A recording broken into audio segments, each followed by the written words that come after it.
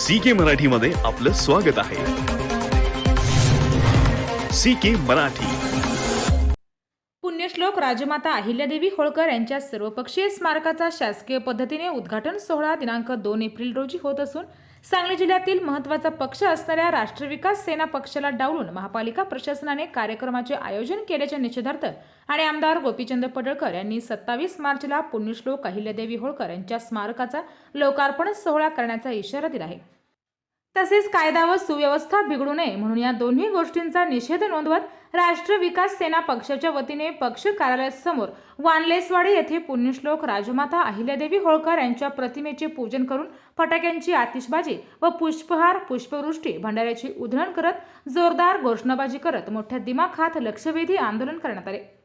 स्मारकाच्या उद्घाटन सोहळ्याचे सत्ताधारी आणि विरोधी पक्षाकडून केवळ मतासाठी व श्रेयवादासाठी खेळ सुरू आहे, तरी पुण्यश्लोक अहिल्यादेवी होळकर प्रेमी जनता हे कदापि सहन करणार नाही। राष्ट्र विकास सेनेच्या वतीने आम्ही केव्हाच लोकार्पण सोहळा घेतला असता, परंतु कायदा व सुव्यवस्था बिघडू नये याची काळजी घेत आमदार गोपीचंद पडळकर यांना नजरकैदेत ठेवून स्मारकाच्या ठिकाणी चोख बंदोबस्त ठेवण्यात यावा अशी मागणी करत 2 एप्रिलचा स्मारकाचा उद्घाटन सोहळा जर राष्ट्र विकास सेना पक्षाला डावलून होत असेल तर त्या कार्यक्रमाला राष्ट्र विकास सेना पक्षाच्या वतीने जोरदार विरोध करणार असा इशारा राष्ट्र विकास सेना पक्षाचे युवक प्रदेश अध्यक्ष यांनी दिला। यावेळी पक्षाचे सर्व प्रमुख पदाधिकारी व कार्यकर्ते पक्ष कार्यालयासमोर उपस्थित होते। CK मराठी न्यूज मुख्य संपादक चंद्रकांत खरात, सांगली।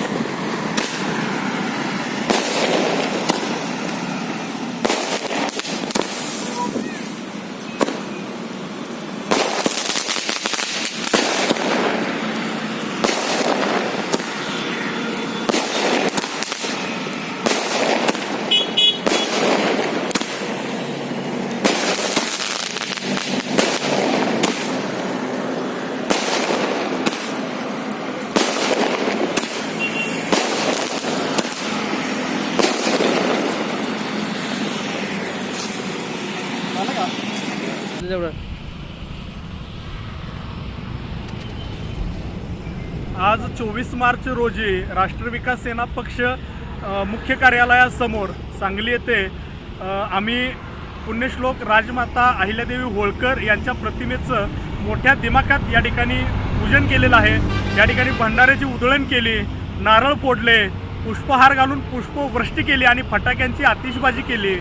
लक्षात घ्या, 2 एप्रिल रोजी महापालिकेनं सर्वपक्षीय पुण्यश्लोक राजमाता अहिल्यादेवी होळकर स्मारक उद्घाटन सोहळा जाहीर केला, पण सोहळा जाहीर करत असताना सर्वपक्षीय म्हटलं गेलं, पण राष्ट्र विकास सेनेला डावललं गेलं। प्रथमतः मी महापालिकेतील सत्ताधाऱ्यांचा, महापालिका प्रशासनाचा जाहीर निषेध करतो।